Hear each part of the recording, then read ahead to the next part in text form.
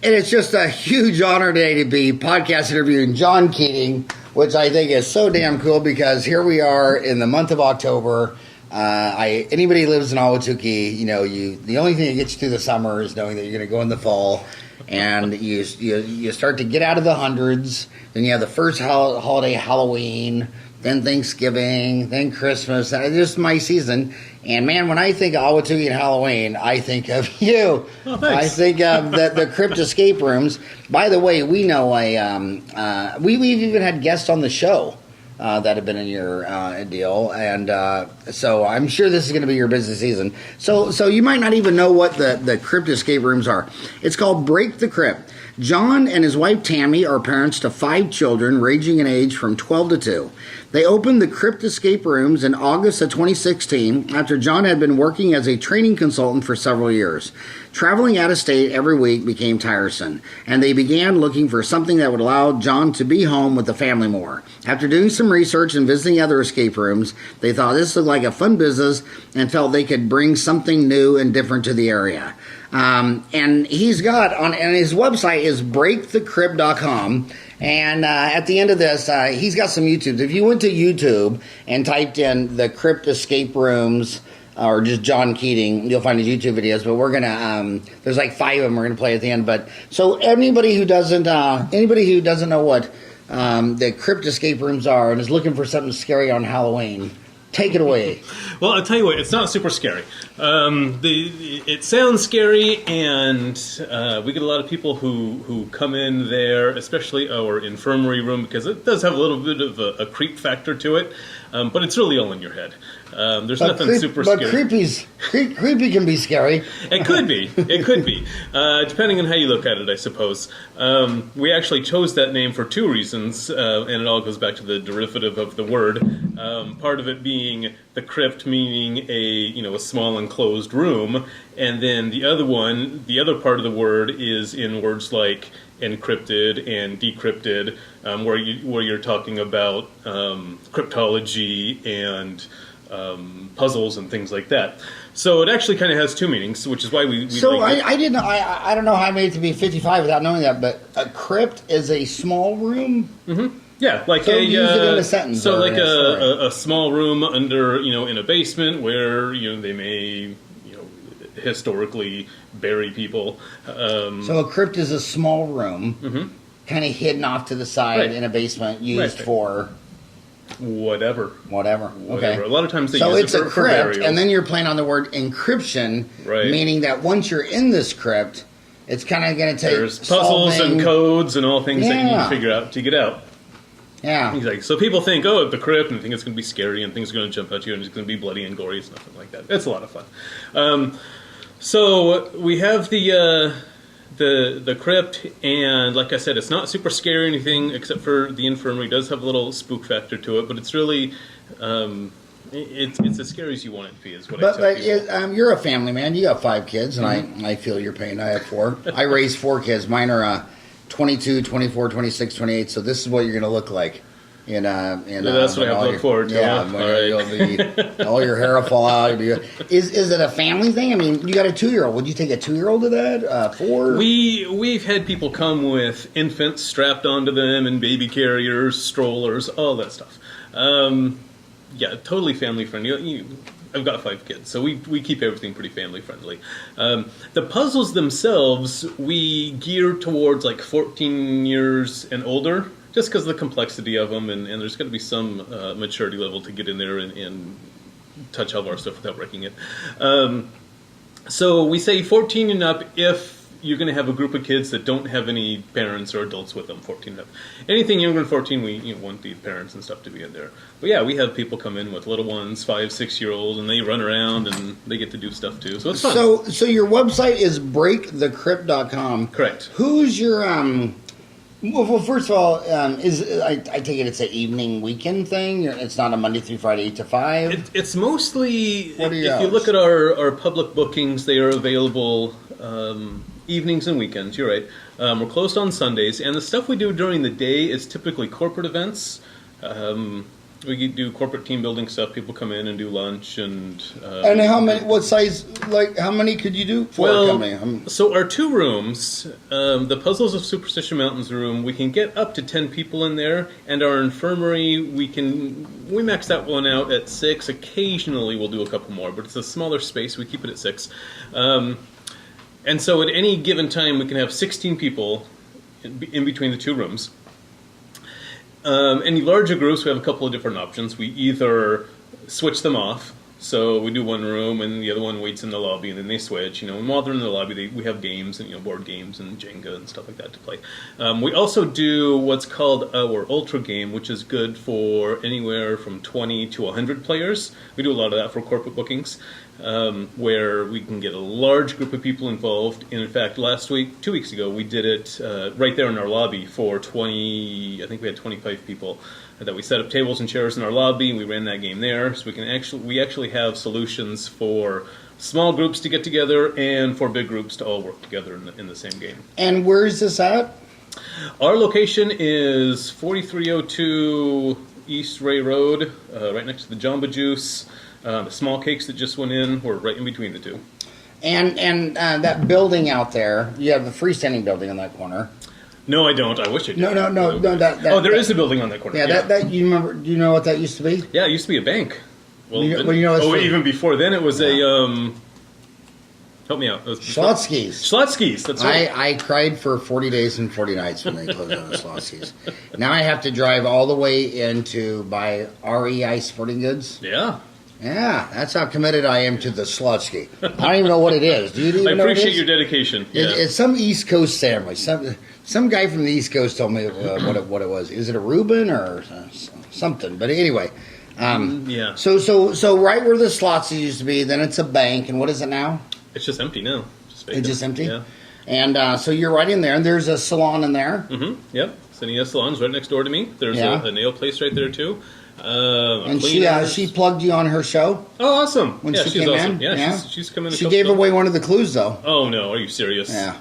She said, "Can I give it away? Should I say it, Ryan?" No, I won't say it. I won't say it. But it took her a long time, and then finally they figured it out. But anyway, it's a challenging game. It is. So do people that like this generally people who like to do the Sunday New York Times cross puzzle or anybody who likes Wheel games, of Fortune or Jeopardy? I'll be honest with you. I'm not a big gamer myself. I don't play video games and do that type of stuff. I love puzzles. They're fun. They're fun to solve. They're fun to. I like them because when you get to that solution, the light bulb goes on. And my job is cool because I get to watch people have that reaction a lot, which is a lot of fun. But yeah, it's great for everybody. We have, like you said, we have families come in and people just want something fun to do for a birthday party or whatever. And one thing I want to say, it says for the court party. So we're coming into the fall. Most businesses in America have a fall Christmas party, and I know all the newspapers talk about the Fortune 500, so they're only going to talk about Intel and Boeing and Motorola, but 87 out of 100 people work for small business. And most small business people, the owners, they think, well, I'll just have a party at my house. No one wants to go to your house. That's just the least fun. They would rather go bowling. They would rather, the team wants to get together out of your office and do something fun, and going to your house is not fun. This sounds like a real, like I'm thinking team parties. We've done bowling. We went to a play. I forgot where it was. But just get out and do something. But this sounds like a great corporate Christmas party. Yeah, it's great for that. And for a small business, and one room's 10, one room's 6. Most of the little business around here, where it's a little law office, an accounting, a dental office, that's about the size. So what would a party like that cost? Well, we price it by person. So during the week, it's $24 per person. That's Monday through Thursday, $40 a person. $24 a person. $24 a person. And how long is this event for $24? It's 1 hour. So the game is 1 hour. The game is 1 hour. Each room is 1 hour. And then afterwards, you can go eat at the Phantom Schlotzsky's. Sure, yeah. Just sit there and pretend you're eating. Yeah. Great diet when you're having a Phantom Schlotzky. Okay, so Monday through Thursday from what hours? Well, I can say we have the ones in the evenings, which is... Well, those are public. Public ones. And then anything during the day, we can schedule whenever. So what are your evening and weekend public hours? Depends on the night, but anywhere. Usually we start around 4:30 is our first booking, and then on Fridays and Saturdays we go up to like 9. During the week we don't stay open that late. And is this something reservation only? Yeah, all the reservations are done online. So on our website we have a calendar with the dates and times and rooms and all that stuff. Closed Sunday. And then our Friday and Saturday prices is $28 a person. So it's 28 on evenings and Saturdays. Friday and Saturday. Oh, just the only evenings are Friday and Saturday. Friday. So we have bookings Tuesday through Friday evenings, and Saturday later afternoon and evening. All the bookings on Monday through Thursday are 24, and then Fridays and Saturdays are 28. Okay. So what are my Ahwatukee homies going to find if they go to breakthecrypt.com? What are you going to find on your website? Well, they're going to find descriptions of our rooms, the Superstition Mountains room and the Infirmary. A little explanation of what the crypt is. We're still in that phase of this industry of educating the public as to what it is we really do. A lot of people, they're starting to... as I talk to people when they come in, it used to be, I have no idea what an escape room is, and now we're getting to the point where people are saying, yeah, I've got a friend who did this before, and so it's starting to grow, and the public interest is growing, and just the overall knowledge of what we do is growing. But we have a little explanation there on the website, right there at breakthecrypt.com. You can scroll down and see descriptions of the rooms, little videos. Click to book there online. Try to make it as easy as possible to book those. And then we have a description of our Ultra game, which is that one I was talking about for 20 to 100 people. You got an amazing website, but when I looked at it, I was thinking I'm more Halloween-y scary, but I mean, Infirmary, Grant. Yeah. One of the first things I saw was the zombie outbreak. What's the Escape Ahwatukee zombie outbreak? So that's a one-day event we're doing here in a few weeks, October 21st, where it's a scavenger hunt / escape game throughout the town.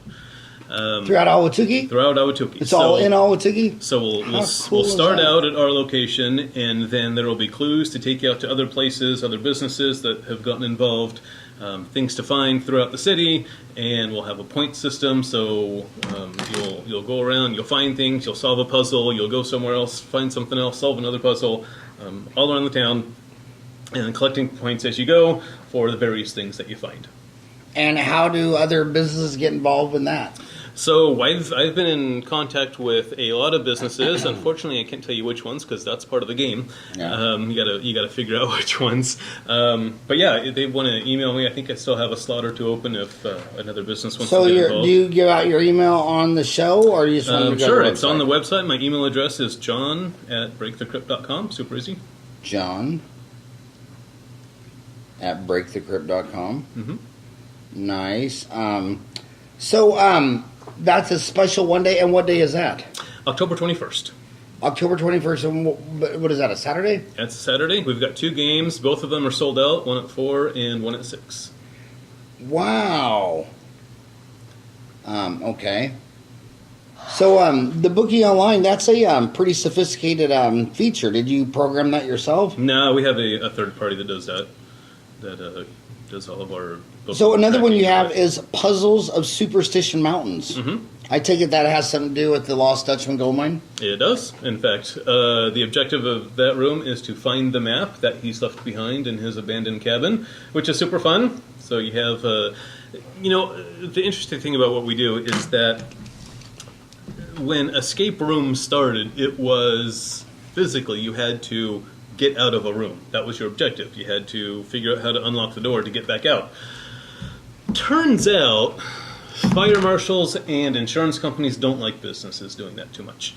And so we've created scenarios that aren't just get out of the room. It's you have to do something specific while you're in the room. You have to find something, you have to put something in a certain place, whatever that is. So that Superstition Mountains room, you have to find the map that leads to the gold that the Lost Dutchman and stuff behind. So, do you know that our family's connected to the Lost Dutchman? Really? How's that? Ryan, do you remember the story from your grandpa? Do you remember? I don't. Okay, so long story short, not my dad, but my 4 boys' mom's dad. His sister, Mary, married John Crabtree out in Apache Junction. Gotcha. Now, if you look at the lakes, the lakes are really easy to remember because the mnemonic device is SCAR. So, Saguaro, Cactus, Apache, Roosevelt.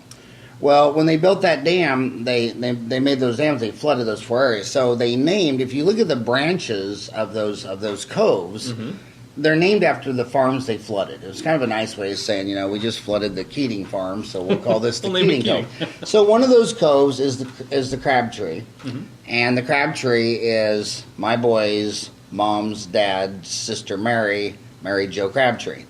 And when I met him for the first time, and I saw him as a patient 30 years ago, he was a very old man.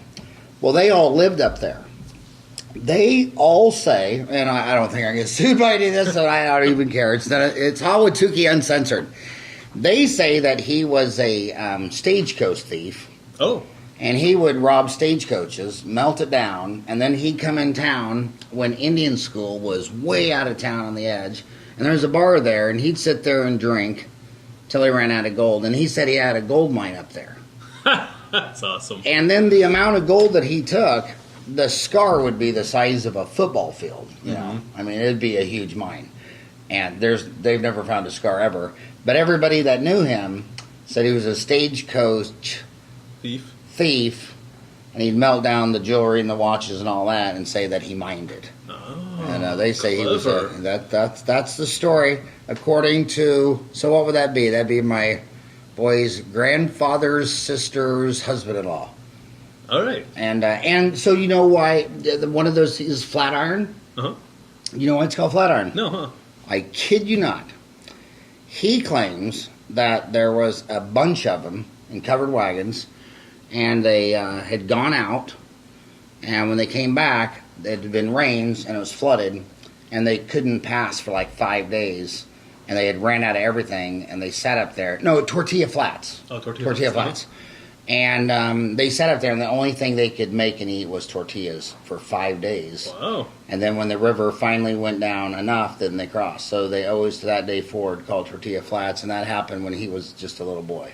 Wow. But he said there was like a bunch, there was like 10 stagecoaches, but isn't that interesting? So I was looking at your deal. So you talked about another one is the infirmary, but please explain what an infirmary is, because I'm sure a lot of kids Desert Vista and Mountain Point don't even know, because that's an old term. That's a 100-year-old term. Yeah, so an infirmary is technically a doctor's office that's within something else. So, it's for instance, technically a doctor's office that's within something else. Yeah, so a prison would have an infirmary, right? So that's a place where the prisoners would go to get their medical treatment. A mental hospital may have an infirmary where the mental patients may go. It's still within that facility, but it's its own little separate thing for. Now, when you say healthcare. Mental patients, you and I are both Irish.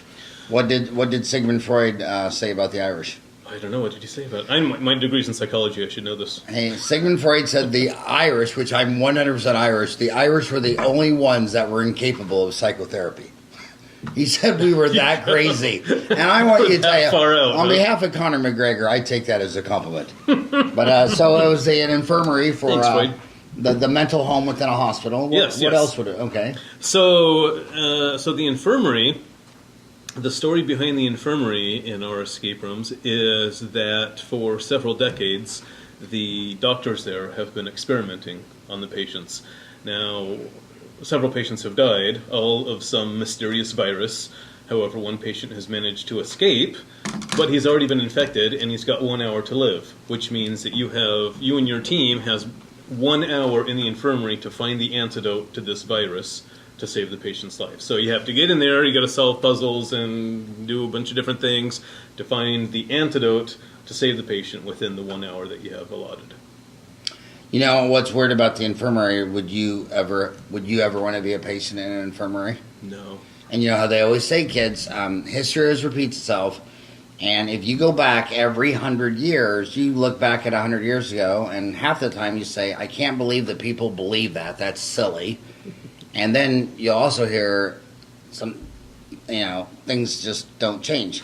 So for the whole history of American hospitals, they had a high mortality rate because they didn't have the germ theory. So the ladies who were conservative and stayed home and had their baby had a higher success rate than going to infirmary because maybe I fixed your gunshot wound or you fell off a horse, I fixed your leg, and I didn't even wash my hands, and I go deliver your baby, and now you get sepsis and die.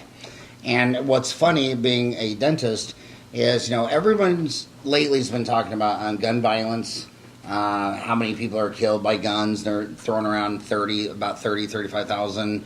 Car accidents, about 34,000. Accidents, about 30,000. Suicides, 30,000. And opioid addictions, 40,000. But you know what they don't talk about? Infections. 200,000 people die each year in a hospital. Wow.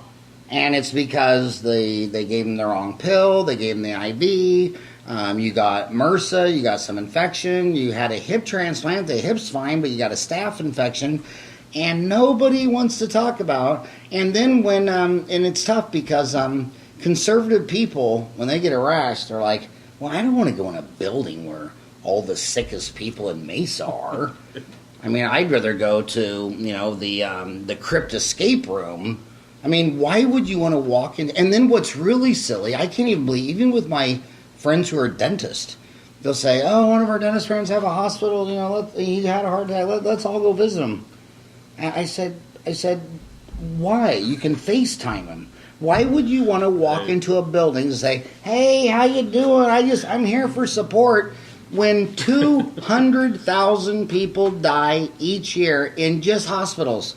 Not the doctor's office, the dental office, the chiropractor, the podiatrist.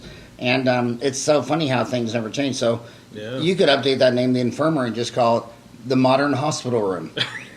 I mean, really. The germ fest. Yeah, and then I can name you 3 patients who took their little 2-year-old to go visit grandma in the hospital, and now they have MRSA red rash all over their arm. And the doctors are just like, really? You took her into the hospital? Yeah. Did she get on the floor? Yeah. Did she? And it's like, well, why would you take a 2-year? Because people don't think, okay, there's so many trillions of airborne microorganisms, viruses, bacteria, fungi, and you just took your best idea. I mean, so when that's what I'm telling your mom. When grandma gets sick, leave the 5 kids at home and FaceTime her. FaceTime. That's the answer. So you got more rides. Okay, talk about Escape Ahwatukee. Okay, the zombie breakout. So you talked about that. Gift cards. Yep, we sell gift cards as well. So and this is one of those things. Everybody has that one person that they don't know what to get, or the person who has everything. Everybody needs a gift card to an escape room. And again, I know, I'm repositioning his service wrong, but I would give it to any of your friends who love the movie It. Did you go see It? I haven't seen It. Yeah, we all went. We all loved it. Our whole family loves scary movies, and what was it? Stephen King. Yeah, it's hard to go wrong with a Stephen King book. Right. But yeah, if your friend likes Stephen King, great place. If friends like puzzles, if your friends just like hanging out with other friends and having a good time. Yeah. Yeah. Like I said, there's nothing scary about it. So who writes the New York Times? What is it? Schwartz? Uh-huh. Yeah, that was a great movie called Crosswords. Does your wife Tammy, does she work with you or occasionally? I do most of it myself, but we have some times where we've got overlap bookings and it gets crazy, and she'll come down and hang out. Yeah. Yeah. And how long have you been open? We opened last August, about mid-August 2016, so a little over a year. So a year and a month. Yep. And is it working? Is it going to go? Yeah, we're seeing steady growth, which is great, which is what we want to see. Not as fast as we want it to grow, but it grows. But yeah, things have been picking up, and like I said earlier in the industry, and this industry isn't very new in the States. Anyways, it's kind of popped up. You said it wasn't new in the States. Where did it start at? It actually originated in Japan, really? Over in Asia, and then it kind of made its way through big Europe. Video games. Yeah, based on the video games.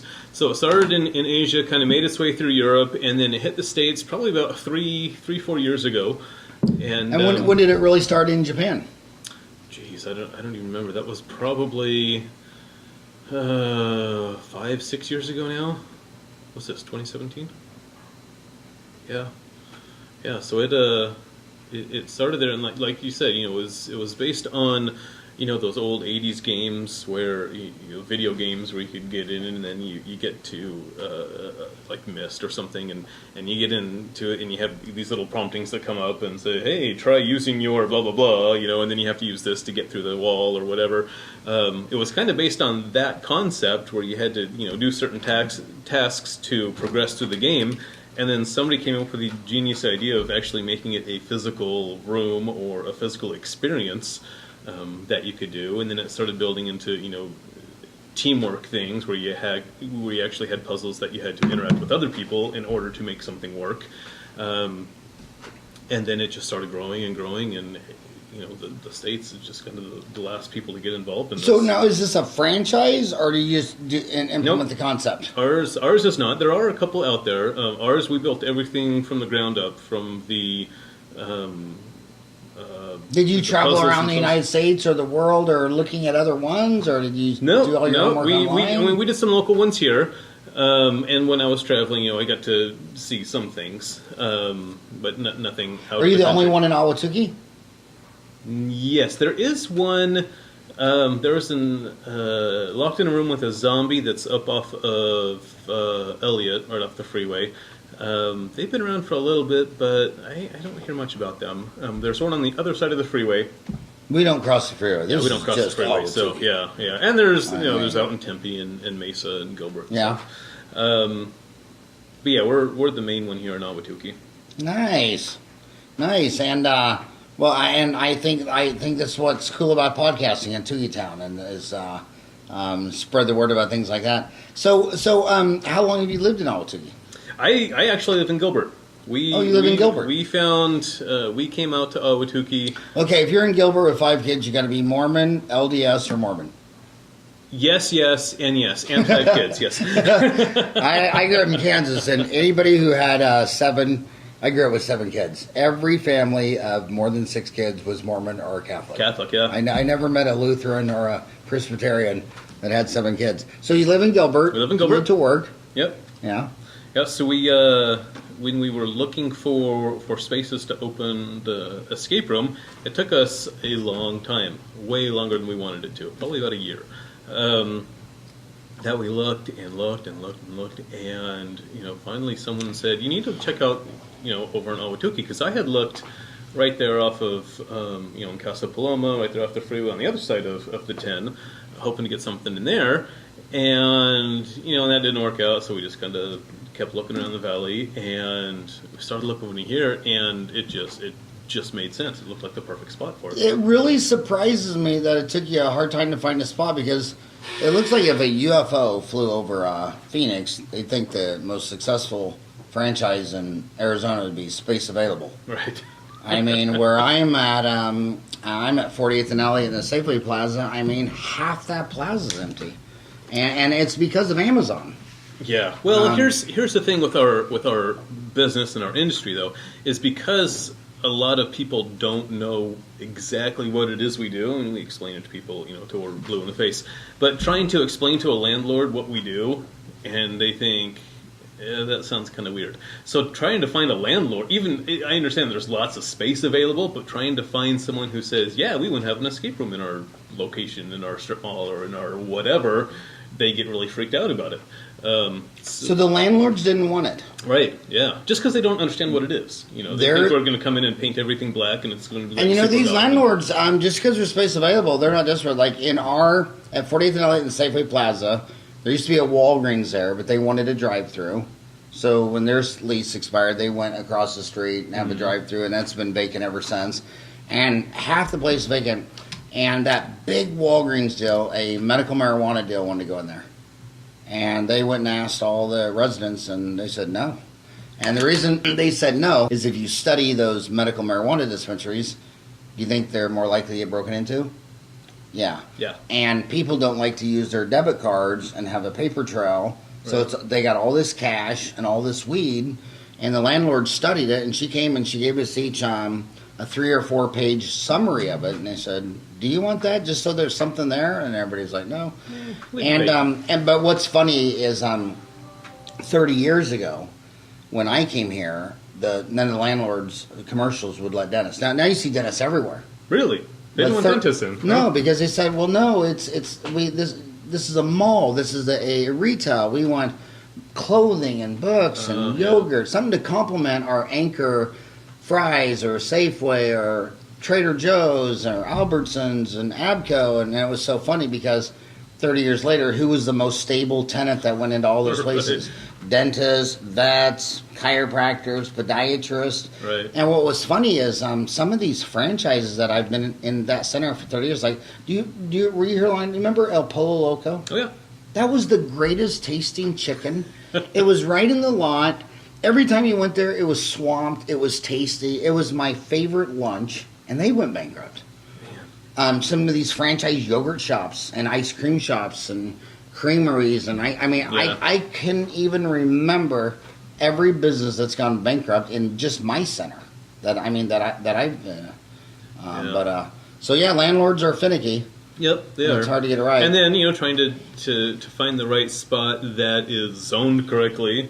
What's it got to be zoned? It depends on the city. I've found out. Yeah. Each city will let you do certain things in every certain spot. So going through that thing, some people want to say it's an amusement or something. Other people are like, I don't care. You can put it wherever. Yeah, and a lot of that's anti-growth. Which state has had the most robust economy in the last 5 years? I'm going to go with Arizona on that one. It was Texas. Texas, really? Texas is the only state in the nation with no zoning. So if you wanted to buy this house and build a high-rise, totally could. You could. It's Texas. It's a Lone Star state. Really? I didn't know that. But you know what? Rational people don't do that. True. You're not going to have a high-rise. So by taking away all that bureaucracy, big government and all paperwork, like Tempe, you can't ever find anything in Tempe because the zoning people think your sign should be this big. Okay, well, how do I find where I'm going? Yeah. But I think San Francisco, nobody can live there because it's too expensive. Why is it so expensive? Because zoning won't let anybody build a high rise. They don't want to block the view. Right. Okay, the fog. Yeah, the fog. Okay, so you don't want to block the view. So it's supply and demand. No one can build anything. So the price goes up. Then no one can afford anything. Now you have people that can't afford housing, right. and Texas is like, you know what? Let free enterprise solve that. Just get out of the way, and they do that in Washington D.C. too because they don't want to block the Capitol, sure. the Washington Monument. Which, if you go to really 1,000-year-old towns in Europe and Asia, you're up 50 floors in a hotel looking down at that park. Right. But in America, you have to have a ground view of it. You got to be right there. But so you think you might do a second location? Thinking about it. Thinking about maybe doing one out in further east, maybe out in Queen Creek or something. Yeah. Which is there's enough there. We've already got. I've never found that creek. I've been to Queen Creek many times. I keep looking for this whitewater creek, the elusive creek. People trout fishing. I don't know where the name came from. I'm sure there was a creek there at some point. I'm sure there's going to be a creek. So you think you'll go to Queen Creek? Maybe so. Yeah, I was actually driving out there a few days ago and thinking, man, it's got a nice little hub for business and stuff. And now you have something they can look at, right? And say. So, do you notice that since Ahwatukee has South Mountain from 48th Street to 51st Avenue, an Indian reservation, and a freeway? What percent of all your customers are within that pizza slice? Or do you actually have people coming over? Yeah, from Chandler, Tempe, Maricopa? We get people from all over. Really? Like when you say all over where? Just all over the valley here. We get people from Mesa and north side of Phoenix, and we get people from all over. Now, is it a end destination where they found you on Google and they drove all the way out here, or are they staying at their sister's house? It's usually. And most escape rooms are kind of a destination. We don't get people that are just, for the most part, every now and again we will, but we don't get people just walking by during the day and say, I want to do an escape room for the next hour and just pop in. It's something you search online and you book online and then you schedule it and you get your friends together and you come. So we get people from all over the valley. I haven't done a large comparison by zip codes as to where everyone's coming from. Yeah. But we get people from. And you know what that is called? What's that? And you know what that is called? What's that? where you do an exhaustive research of the zip codes Of where all zip your codes? customers are coming from. No, there's an official word for that? Yeah, I got it after 7 years of college and being a dentist. I opened up my dental office, and they didn't teach me one thing to be a dentist. My 2 older sisters left high school, went straight to the nunnery, and the priest was the same thing. They go to the priesthood for 8 years, and they just study the Bible, and then they throw them in a parish. Oh, you're in charge of the church. They have an elementary school. You're $1 million overdrawn. You got all these upset patients. Half of them want Mrs. Cranston fired, and they're like, What verse is that? yeah, we read the Bible for 8 years, and I'll never forget. I was reading a business book and listening to a priest, and he read this book, and he said, "Man, that was the best book I ever read. I wish we would have read that in the seminary." So I went back to ASU. So they had an evening MBA program, Mondays and Wednesday nights. It was 2 classes a trimester, so 6 classes a year, 12 classes 2 years. Totally saved my brain, my stress, my business, because you just didn't know that stuff. Right. But that's called a cannibalization study. Oh. So what they do, let's say you're in Ahwatukee and you're too busy. You need to expand. Where are they all? If they were all coming from Maricopa, you'd say, well, let's cannibalize Maricopa. We're going to go down to Maricopa. That seems to be where our customers come. Let's go down there. And but yeah, those companies, and a lot of times in their cash register, they'll try to ping your zip code. Or they like to know where you're coming from. Sure. And you know what's the freakiest thing about Amazon? What? This is why Amazon, well, it shows you how predictable humans are. Like, you have all these recipes where you basically eat 10 different meal plans. Amazon, with the macro data, they know what you're going to buy about an hour before you buy it at the macro level. So they can start shipping or managing their inventory. Okay, tomorrow we're going to sell 500 pairs of orange ASIC shoes.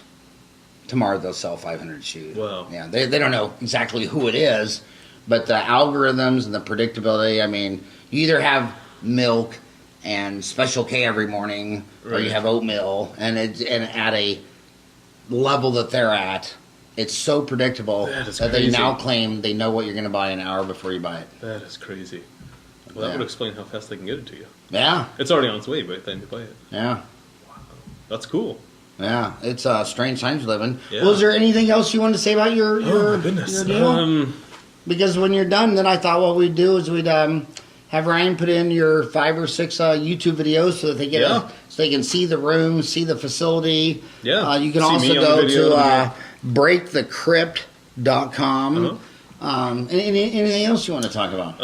Man, as far as the business goes, the cool thing about the escape room community, and it's an interesting industry because when you go through one of our rooms, you've done the room.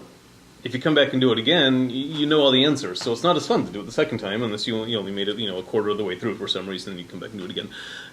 But the interesting thing about that is that, so we have the 2 rooms, and you can come do one room, and you can do the other room, and it's completely different. All the puzzles are completely different. It's a completely different experience.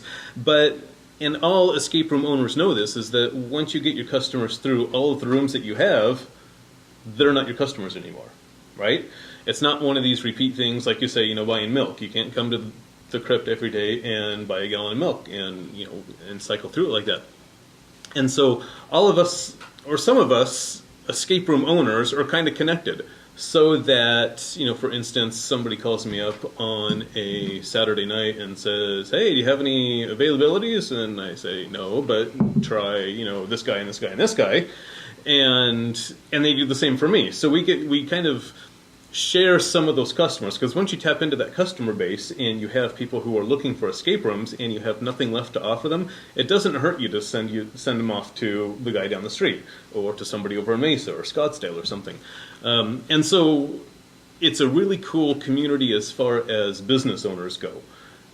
Sharing That's ideas, very cool. and there are some things in escape rooms that are super high tech if you want them to be. And, I've got a guy in California that does all of my programming and stuff like that for my puzzles and my timers and room interactions and all the tech that goes into it. And another escape room owner, called me up and said, "Hey, I'm working on this project. I need someone who does programming." And I said, "Oh, I got a guy in California, so I referred him to him." And so we all kind of communicate. Not all of us. I mean, there's 30 something now. I've lost track. Escape rooms in the valley, so I mean it's just crazy. They're all over the place, but it's a cool community of owners. So have you started a website message board community of these owners? We do. We've got a Facebook group that all of us owners, and there's probably 10 different Facebook groups that I'm involved in. One for Arizona owners, and one for startups, and one for enthusiasts, and they're just all over the place. But yeah, and so it's a really cool community for sharing ideas, and because it's such a new industry that a lot of people are just trying to figure it out on their own. Like we did when we started a year ago. We didn't know about all this communication going on, so we built everything from the ground up. But it's a really cool community in that now we know people that we can share ideas with and bounce ideas off of and say, this is what's working with us, what are you doing for marketing, I don't know, this isn't working, let's try this, and we can see what other people are doing. So it's pretty cool. Well, that reminds me of Stephen Covey, the 7 Habits of Highly Effective People. Mm-hmm. And he, because normal people would say, they're all my competitors. Right. And that's thinking in fear and scarcity. Right. And the healthy functional mind would think in hope, growth, and abundancy. And it comes down to grow the pie. Most people who think in fear and scarcity think, well, there's only one pie. And I have the Crypt Escape Room. And if you have another one, then I'm going to lose half my pie. Well, that's thinking in fear. Whereas a healthy functional mind said, hey, if we just have this pie, if we work together, we might take this pie from being a small to a medium to a large. Mm-hmm. And then my half of the pie will be bigger than my original whole pie. Right. And Stephen Covey was a very gifted guy. He just died a couple of years ago. Yeah. Did you hear that he died? It was a mountain bike accident. Really? And I'm here in Ahwatukee, and I see these people flying around on them mountain bikes. And Stephen Covey, he had a helmet on too. Wow. But he flipped off his bike and hit his head and died. But the guy really left a true legacy. One of my favorite books, you got to read it, The 7 Habits of Highly Effective People. Mm-hmm. And rule number 1, I just think that's so cool that 30 businesses, instead of seeing each other as the common enemy and fighting for crumbs, it's like, well, let's work together. Let's grow the industry. Yeah. Because if there, you think, well, there's 30 competitors in the valley. Well, first of all, the valley has 3.8 million people. And think about this. How many people do you know have done, what's the genre called? Game room? Escape room. Escape room. Yeah. So think about this. How many people do you know who have ever done an escape room? That you've heard in your family, your work, your church, your neighborhood. So maybe you don't know anybody. Well, just think if you just took that to just like, well, let's just get it to where 1 in 10 people have tried it. Your 30 business would all quadruple in growth. Right. So that's thinking of hope, growth, and abundancy. Yep. That is so cool. Yeah, it's a great community to be a part of as far as business ownership goes. Yeah, that's what I love about dentistry. Dentistry is one of the tightest fraternities I've ever seen. Yeah. And we call it the Hotel California because let's say you have a lady that comes to your office once a month and sells you gauze, mm-hmm. and eventually they fire her, she quits, whatever. She'll never leave the industry. She'll just go work for another one. You go to dental conventions, and this year Sally Sue worked at a company selling red widgets. 5 years later, she's selling blue widgets.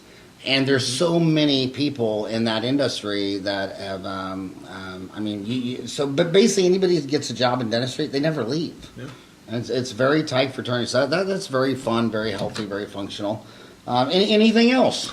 We didn't talk too much, I don't think, about our Ultra game. We talked about our Superstition Mountain Room, our Infirmary, but then we have that Ultra game that we take out to other corporations. So that's a portable game. It all fits in the back of my car, so I can take it out to, we usually set it up in conference centers, meeting rooms inside businesses, and it gets everybody involved in the same game.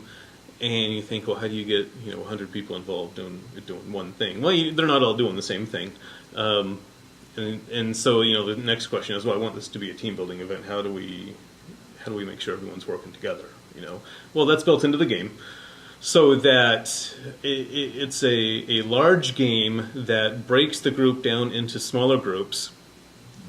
But then all of those smaller groups have their own puzzles to do, and they all have to interact with each other in order to be successful. So it's not a group versus group competition. It's nobody wins until everybody wins. And so everybody does their own thing, and then they also have to interact with the other teams in order for everybody to be successful. So it's super fun. Again, it takes about an hour, depending on the group. We go anywhere from probably 45 minutes, I think was our fastest, to about an hour and 10 minutes or so. So they're about an hour. And it's something we set up in their own conference center, pack it all in, run the whole game, and pack it all up. Super fun, and it's a great way for larger groups to get involved in something. We actually, as I mentioned earlier, we actually did it inside of our lobby a couple weeks ago for a group of 25 or so. Worked great. It's been a great thing for them. We actually have that set up so, you know, as mentioned earlier, as we're getting into the holiday season and doing corporate group parties and holiday parties and things like that. That's great for the larger groups, and then we also have, you know, the actual escape rooms for, you know, the smaller businesses that have 10 or less employees or 20 or less employees that can come and actually do our room. We have a large enough lobby that, you know, a lot of times we'll have these corporate groups come in and they'll bring lunch in. And so we'll set up a table for their lunch and table and chairs for them to sit. They'll come in, they'll have lunch, they'll chat, they'll go play the games, they'll come back out, they'll chat some more, and it's kind of just part of what they're doing for their corporate event for that day or their team building event for the quarter or whatever it is.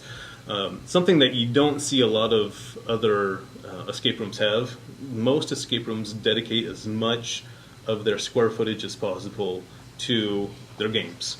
Right, but we decided that we wanted to have a larger gathering area up front for people coming in, waiting, chatting. We've got some, you know, board games and Jenga and Uno, and, you know, little games, checkers that people can play while they're waiting, kind of get their brains going before they get into the game, which is a lot of fun. We'll get people, you know, sitting down with a game of checkers and they don't want to leave, which is, you know, kind of slows things down. Like, come on, we got to get into the game. But they're, you know, they're head down into the game, which is cool. It's fun to see people getting into that mentally. Now, as I mentioned earlier, my degree's in psychology, and I've done a lot of you know, consulting with corporate training and things like that. And so part of the cool thing that I like about what we do is I get to see that team dynamic and interactions. The most fascinating thing that I've seen, because we've got video cameras, so we watch everything that's happening in the rooms.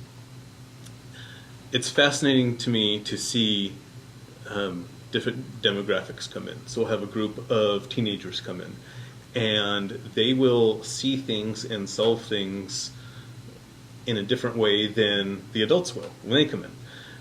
And I've seen, you know, adults just stare at a puzzle 2, 3, 4, 5 minutes, and it just nothing clicks. And then, you know, a 12-year-old comes in and sees it and they solve it, just because they're thinking differently. So that's super fun. One of the things that, on that note, that is successful for escape rooms is to have a variety of people on your team.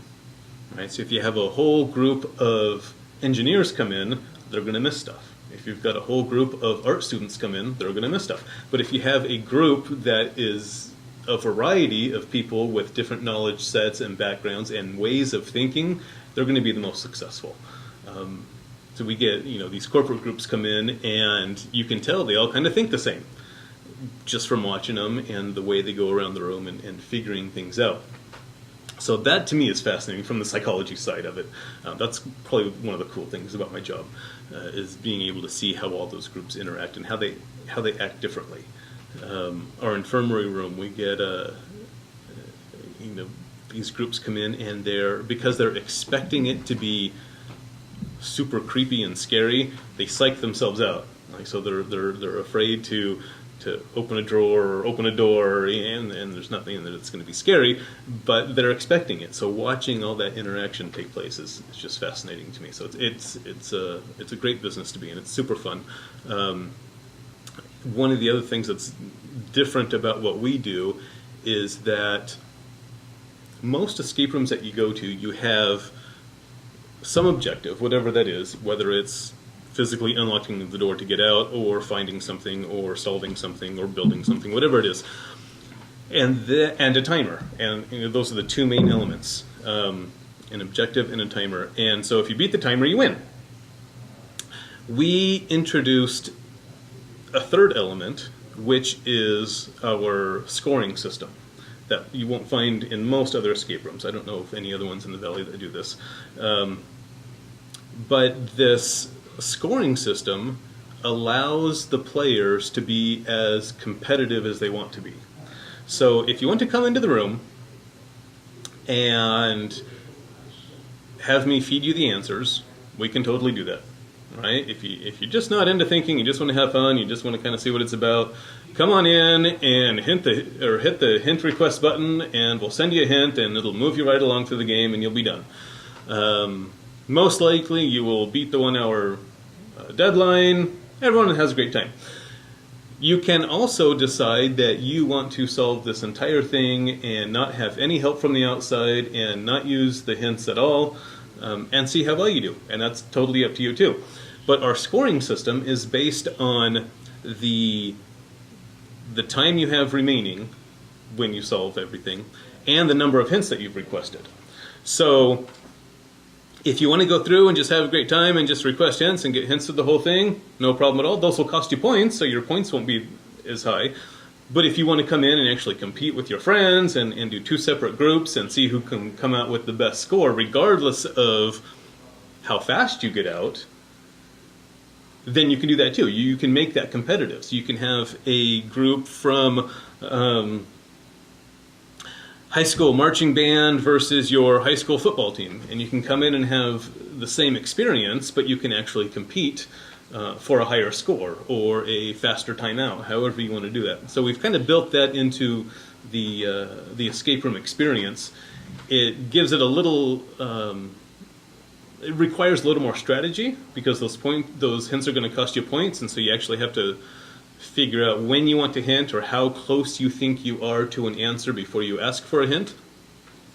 And because it's going to cost you points, it's something that increases the amount of teamwork and communication that's involved, right? So you have to make sure that everybody's on board with requesting a hint because you know there's going to be a penalty for it. So there's just a few extra things that we do that we think are make it a little more exciting, a little more interesting for the players, and you know, it's really what this whole thing is about, is making a fun experience for the players. Well, let's now switch to the YouTube videos. Okay. That you have, and I'm going to commit to having you come to my office and do that. Okay. And then we'll try to go to your place for a Christmas party. Yeah, that'll be awesome. That sounds very, very, very fun. Love to have you. And last year, you know what we did for a team building exercise? What's that? We all went to Eloy for the parachuting. Oh, wow. And we all put on the parachutes. And then just as we were getting ready to jump out, I let them know that half the people don't have a parachute. And then they had to work together as a team because you had to find someone that had a chute. And it was a great team building exercise. But it was a little stressful. Well, yeah. But then maybe this one will be more fun. Probably not as stressful. But I hope you do well. Thanks. And spread the word. So, come on, he's a married man. He's got 5 kids. He's 1 year in his business. You know, they like that stuff. Those, kids, they want milk and food and all that stuff. But if you have a friend that sounds fun, have some fun. And, another thing I have heard in this city for 30 years, what does everybody say on Friday night, Saturday night? I'm a boring homebody. I don't know what to do. Go on and have some fun. Yeah, thanks for coming over. This was very Thanks fun. for having me. Appreciate it. All right.